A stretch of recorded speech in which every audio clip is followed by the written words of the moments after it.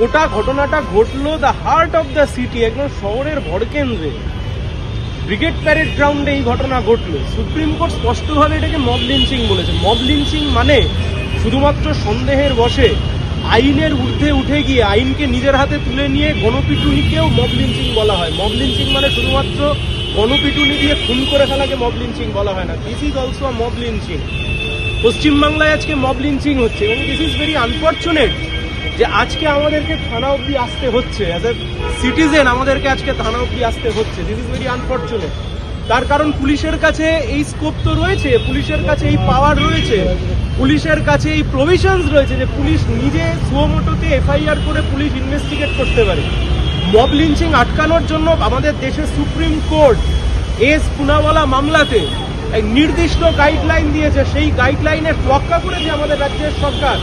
This is very unfortunate. Law and order is a state subject. আমরা expect করেছিলাম state law and order protect করবার জন্য। যে ঘটনা ঘটেছে মব লিঞ্চিং এর ঘটনা, গরিব মানুষের ওপর যেভাবে আক্রমণ হয়েছে তার বিরুদ্ধে স্টেট সুমোটো অ্যাকশন নেবে। বাট আনফর্চুনেটলি আমরা আজকে গেছিলাম, কন্টেন্ট নট ভেরিফাইড করে ওনারা একটা দিয়েছেন। This is the complaint. ওনারা একটা কন্টেন্ট নট ভেরিফাইড করে দিয়েছেন। আমরা আশা করি এর একটা বিহিত হবে। This cannot be done. একটা স্বাধীন ডেমোক্রেটিক দেশে এ কখনো চলতে পারে না। উত্তরপ্রদেশের এই মব লিঞ্চিং এর কালচার, কাউবেল্টের এই মব লিঞ্চিং এর কালচার পশ্চিমবাংলায় যেভাবে ইম্পোজ করতে চাইছে এবং যেভাবে ল অ্যান্ড অর্ডার ভেঙে পড়ছে এবং পুলিশ প্রশাসন মিউট স্পেকটেটর হিসেবে বসে রয়েছে, মিউট স্পেকটেটর হিসেবে। হিউম্যান রাইটস কমিশন কোথায়? মানবাধিকার কমিশন কোথায়? কারুর কোনো দেখা নেই।